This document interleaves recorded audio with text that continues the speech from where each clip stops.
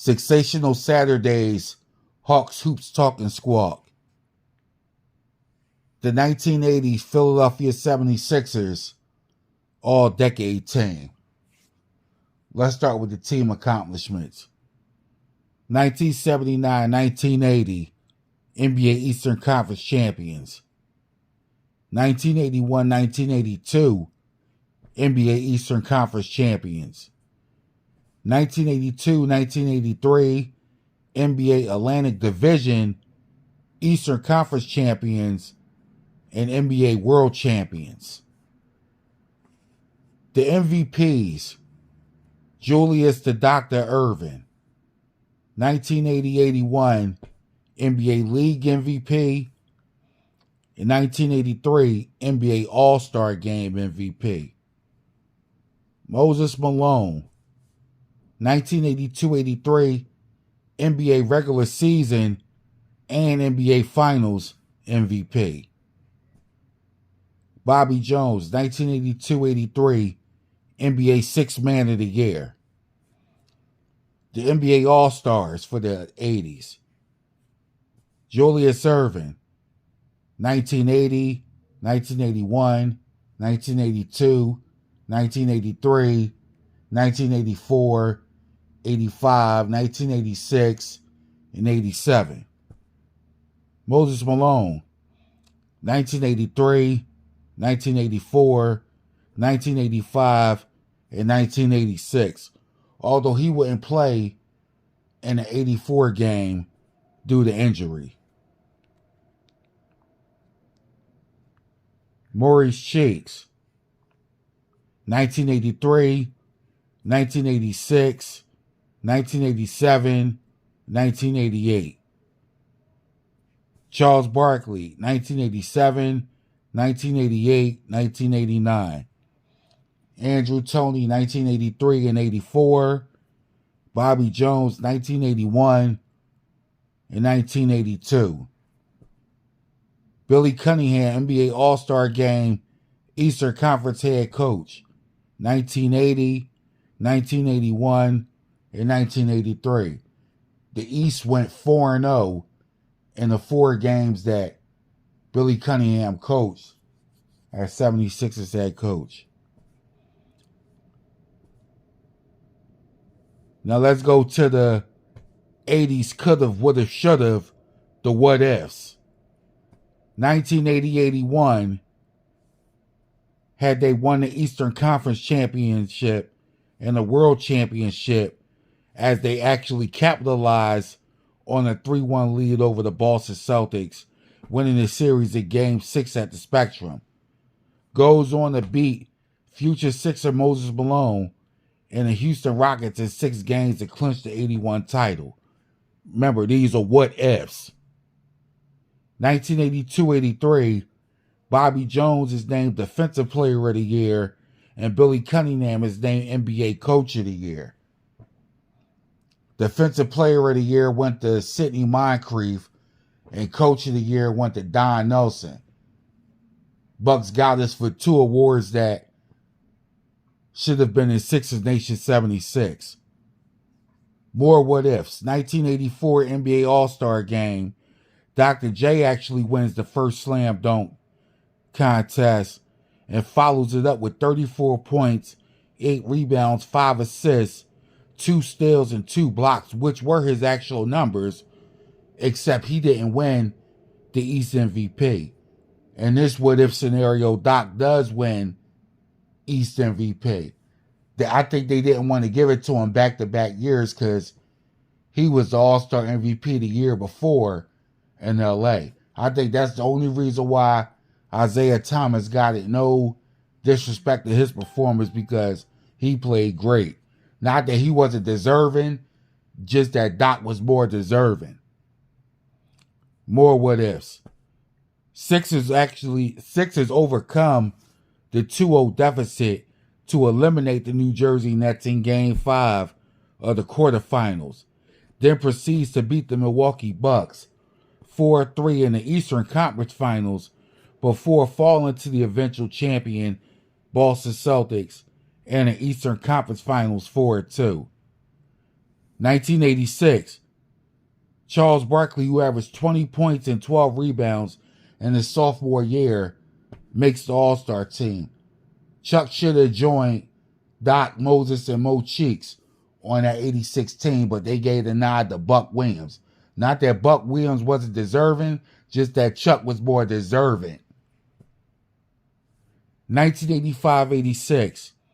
A healthy Moses Malone and Andrew Toney equals a championship by again defeating the Celtics and the Rockets in the Eastern Conference Finals and NBA Finals. Yeah, cry me a river, Celtic fans. You know what I mean? Everybody plays the what-if game.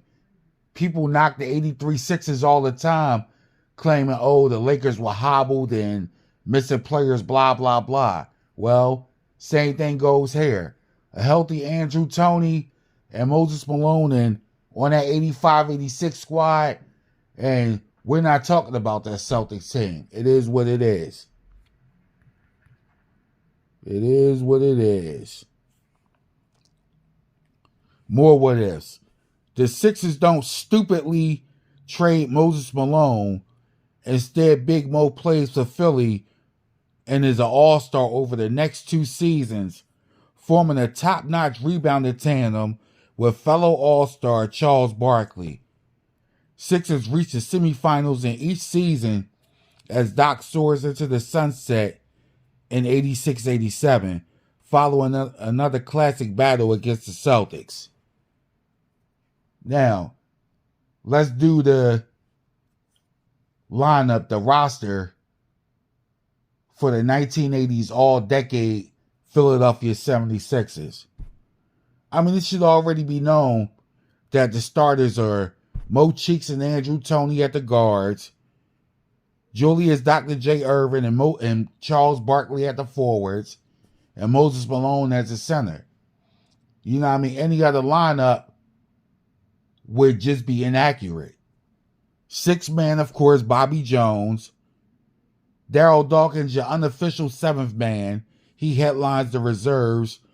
Lionel Hollins, Caldwell Jones, Clint Richardson, Mark Alvarone, Clement Johnson, Franklin Edwards, Steve Mix, Earl Curitan, and Sedell Threatt.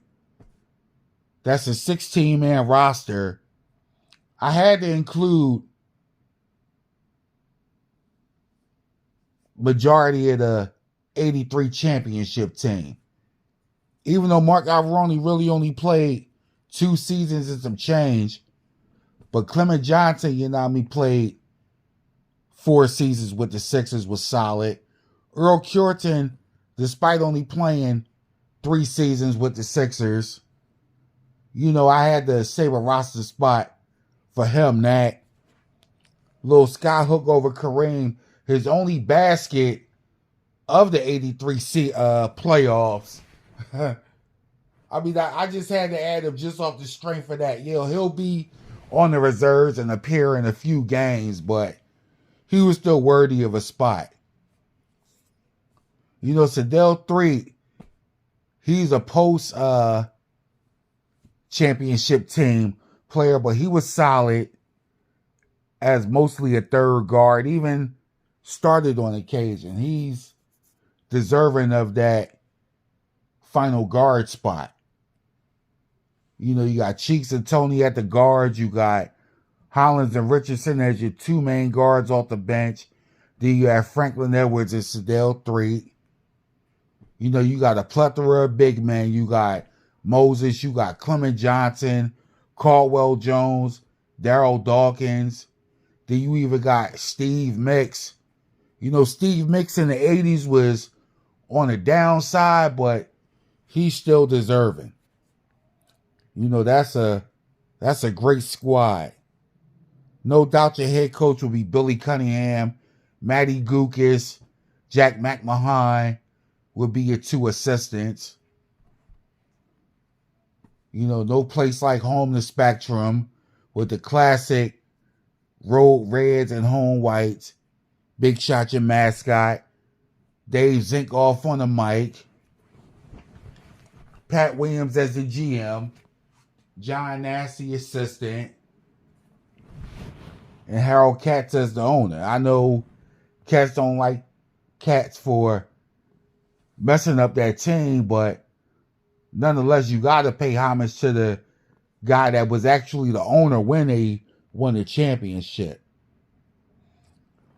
Now, when comparing this team to the other 1980s all-decade teams, the 23 teams that were in the league during the 80s, you know, the Miami Heat, they didn't come until 88, 89. So, you know, I mean, you don't add none of those teams that came in that late. So, really, throughout the 80s, you mainly had the 23 teams. When you think about it, only the 80s Lakers and Celtics compare. Now, don't get it twisted like the 80s Bucks would be damn good, the 80s Rockets would be good, the 80s Knicks, the 80s Hawks even, the 80s Bulls. You know, all of the teams will be good. The 80s New Jersey Nets. But when you're talking about superior, the Sixers, Celtics, and Lakers, you know what I mean? Those are the top three. The Lakers probably had the best team overall when you think about it. And you can run with so many different lineups with the 80s Lakers, the 80s Celtics too. But with the 80s Sixers, there's only one lineup that's acceptable. You know, all five of those guys will be Hall of Famers if it wasn't for Andrew Toney's unfortunate injuries. 6 if you include Bobby Jones. But, man, the 86ers, that team would be nice. Just imagine them in the all-80s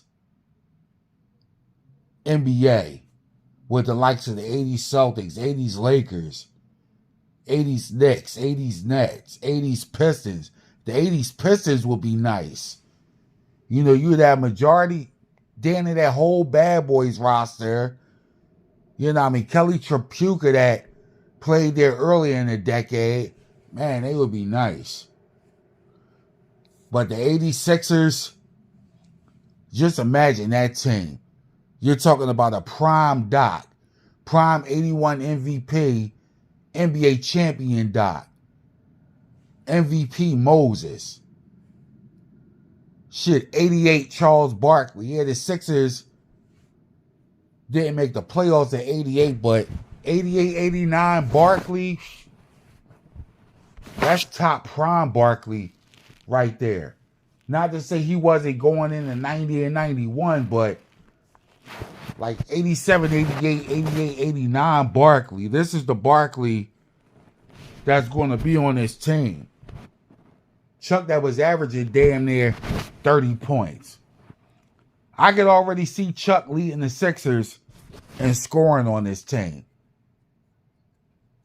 You figure as a team, we're playing by the 80s style, so this team will probably average, you know what I mean, add a little Hawk inflated stats to it. Still with the good defense, though.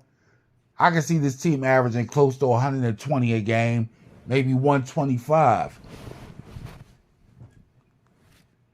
You know, I can see Chuck maybe 26 points, 13 rebounds.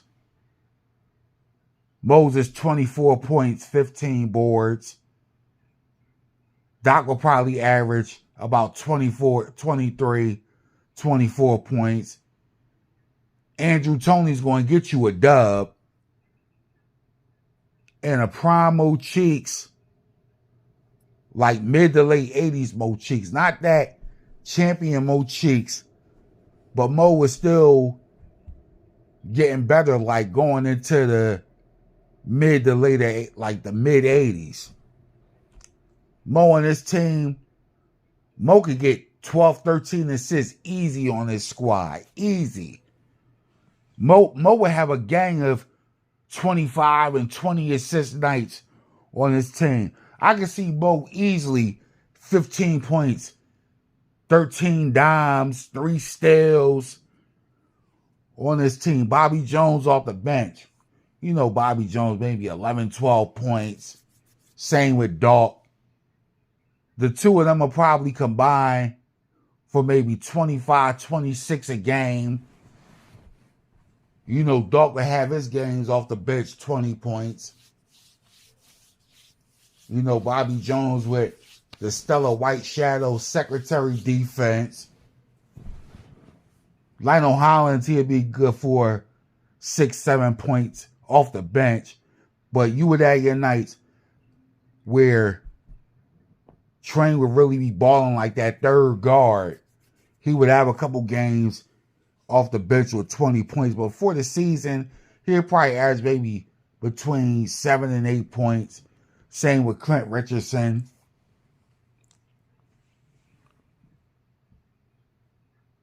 Now, Caldwell Jones, Alvarone, Clement Johnson, they will be battling for minutes for that backup center position because there's so many different ways you could go. You already got Tawk, who plays center and power forward. You know, I mean, Caldwell Jones was great for us. He was that defensive anchor. You know, a lot of cats don't talk about him because he wasn't a major scorer, but he rebounded. He was a great shot blocker. You know, I mean, Caldwell Jones is the great center. You know, so there will be some battles and some competition for minutes between him, Clement Johnson, Alvarone. You know, I mean, no disrespect to him. He was great for us for that 83 run, but he would be the odd man out because he's not bumping Bobby Jones, Tawk, Caldwell Jones. You know, so him, Steve Mix, Curitan, Sadell, 3, like they would be like the last 4. And let's just say each team has an active 13-man rotation. Probably Alvarone, Curitan, and probably Alvarone at 3. They would be spending time in and out of the reserves. You know what I mean? That's no disrespect. That's just how much talent the 86ers has. It is what it is. The starting 5 and Bobby Jones are the only ones whose actual positions are solidified. You could solidify Tawk as your 7th man. You know what I mean? Because after those top 6, Tawk would be your next best player on that team. Like I said, Tawk had his career years in the early 80s with the Sixers.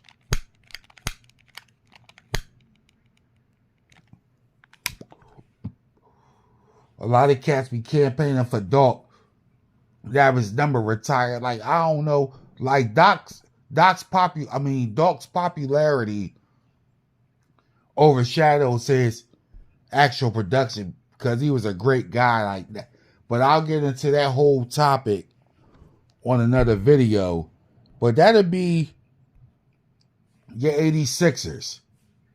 You know what I mean? Chuck will be your leading scorer. Moses the leading rebounder. Doc your leading shot blocker. Doc going to average two blocks easy. Moses too, but I think Doc would be your shot block leader. Mo Cheeks leads the team in assists and steals. In the 82-game season in all 80s mode, nowhere I see them going 65-17. Even if Boston, say, finishes a little better because you got to look at their roster. Just off the top, this is my all 80 Celtics team. Nate Tiny, Archibald, Dennis Johnson, your backcourt, Larry Bird, Kevin McHale. Yeah, Kevin McHale and Cedric Maxwell would alternate that position. Same with Jamal Wilkes and James Worthy in LA. You got Parrish at the center. Then your bench, you got Danny Ainge, you got Walton, you got ML Carr, you got Mikhail or Maxwell, whichever one's coming off the bench. You know, you got Reggie Lewis for the late 80s. Like that Celtics team would be stacked. But anyway, even say Boston finishes first in the East. Say they finish with 67 wins, Philly 65. I still think we could take them. It would either come down to winning in Game 6 of Philly or going out in classic fashion by winning Game 7 at the Garden. But I don't see no team beating this 86er squad, like even the Lakers. Just for the simple fact that Moses in his prime, Kareem couldn't touch him. Like even prime Kareem. Look at the 81 Houston Lakers series. You know what I mean? Moses always got the best of Kareem. And off the strength of that, nobody's touching this Sixers team. Not saying they're going to go in there sweeping cats. It's going to go the distance.